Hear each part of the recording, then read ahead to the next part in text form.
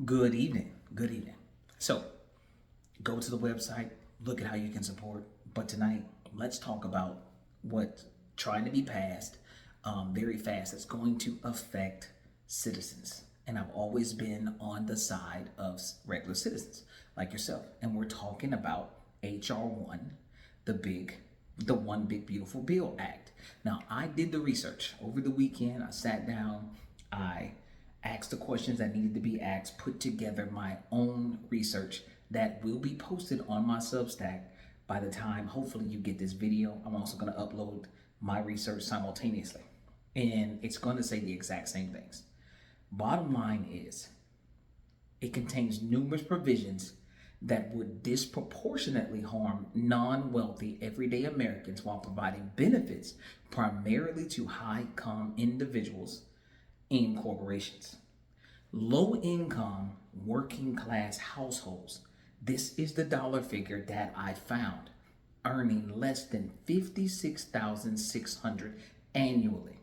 Lower middle class households earn $56,600 to $85,000 annually. So if you're in those numbers, and I use the term lower income working class, you know where you stand, because it's important to me that the terms that get used also get defined. And that's the type of governor I'm going to be. Bottom line, some of the major negative impacts on non-wealthy Americans, that is the lower income American and the lower middle class American. The SNAP changes.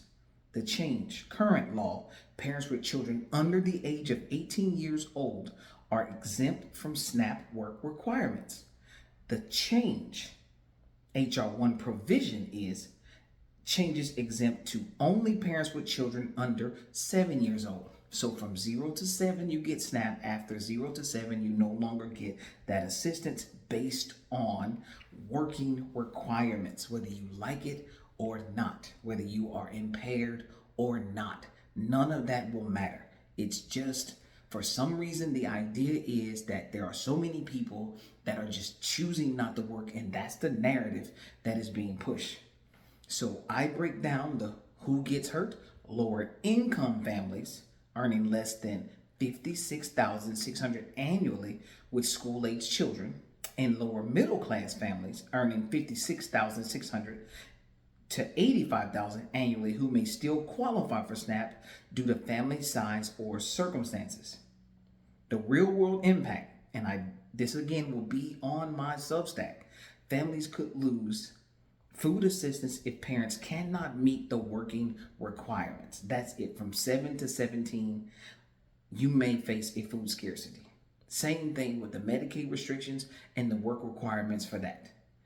You're going to see premium tax cut restrictions, elimination of clean energy and tax credits, immigration related fees and restrictions. Provisions that primarily benefit the wealthy will be the tax cuts for higher earners, corporate tax benefits, the elimination of regulation of environmental regulations. Now, what I make sure I do is I always do an assessment. The assessment I want to do is to ensure that whatever bill comes out, how does it affect, good or bad, my position on trying to give citizens legislative authority? Here it is, my core principle conflicts. Citizen empowerment versus core power. HR 1 reduces support for everyday citizens while maintaining benefits for wealthy individuals and corporations. This contradicts the legislative authority platform focused on empowering citizens over special interests. Then we have economic justice versus wealth concentration. The bill increases economic burdens on working families. This opposes my principle that citizens should have an equal voice and opportunity in democracy. Direct democracy versus elite decision making. HR 1 represents the type of legislation that benefits elites while harming ordinary citizens. This exemplifies why direct democracy is needed to ensure citizens' voices are heard in policy making. I want you to understand that it is important that you know the impacts and you are able to articulate the impacts, because the bottom line is Who wants it more? Who wants it more? If you want your tax money to work for you, somebody doesn't want it to work for you. Our current representative democracy wants it more than the citizens do. If we're going to maintain the current representative democracy, then you're going to have to understand that they wanted it more. Those people who are spending hundreds of millions of dollars to ensure that your tax dollars do not go to you want it more. Every representative out here. And I need for you, if you, no matter who you voted for, you go back over your list and you find out in their policies, the things that they wanted to implement, how many of them wanted to implement giving you power, but they had this like Messiah complex.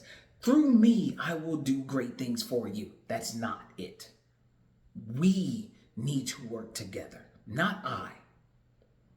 You need to give me the job that allows us to work together. Terminology matters. It does matter. I would definitely tell you to please go and look at the information that I'm going to put on my Substack. I left clickable links for you to look at every piece of reference material because transparency matters. But what matters more is understanding where you stand. Are you in the lower or the middle? Because if you're in the upper, a lot of this stuff doesn't bother you at all. Are you in that lower or middle class? Because if you are, you need to pay attention to how HR 1, the big beautiful bill, is going to negatively impact you. It is very important. I've also put in how our insurance is going to go up if you do not. If you are in the lower income or middle income, your insurance will go up. You can go and look at the references. I never want you to just blindly trust what I say. That's why I put the references for where I get my information from. I'm just asking you to trust and verify. If I made a mistake or a link stops working or something to that nature, come back and notify me so I can address that. We do have issues. We just saw, and I did do my research on this, so it's very important. Miami decided that they were going to postpone an election. They used, I had to look this up. I was like, how do they have the authority to do that? Well, let me tell you. Miami City Commission relied on Florida Statute 100.3605, which states the governing body of a municipality may, by ordinance, change the dates for qualifying and for the election of members of the governing body of the municipality. Okay, now it's being disputed, right? The Florida District Attorney, James Utmeier, argues this violates Miami-Dade County Home Rule Charter. The county charter requires voter approval for any charter amendments. Changing the election dates constitutes a charter amendment under county law. The 1885 Florida Constitution's exclusive language means charter amendments can only proceed through voter approval. So this was done currently without voter approval. So it is being argued. The key details were that the vote was 3-2 on June 26, 2025. This extended Mayor Francis Suarez and all commissioners' terms by 1 year. 18 candidates had already filed for the November 2025 election. Attorney General has threatened legal action to stop the postponement. This, because I always look again, like I told you, how do I relate everything to citizens needing more power? Because that is my campaign stance, is that citizens need more authority and who wants it more. This case perfectly illustrates why Florida needs legislative authority for citizens. Elected officials extending their own terms without voter input. Representatives making self-serving decisions. Citizens denied their constitutional right to exercise political power. No direct recourse for voters except expensive litigation. Like I said, It is accessible, but you have to be able to afford it. If everything that we're going to do today is going to require a certain dollar figure in order to even bring up a problem, that is creating another problem.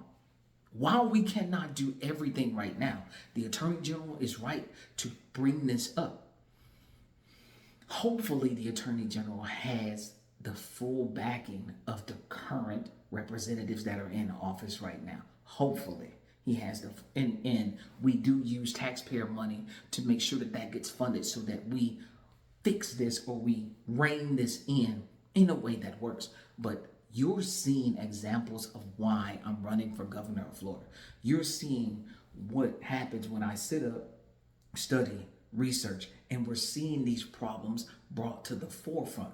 And we're noticing more and more that regular citizens, this is non-elected citizens, are not being considered when decisions are being made. We have given entirely too much power to our elected representatives. And what I mean by that is they didn't even take the time to validate if what they were doing was okay. Now, quite frankly, I don't even think the district attorney needed to bring this up. As soon as you brought up that, hey, there is a rule that says that this requires, in order to put this amendment in, it requires voter input, that should have prompted them to immediately say, hey, let's take this to our voters and put this to a vote and ensure that the citizens understand why we decided to make this decision.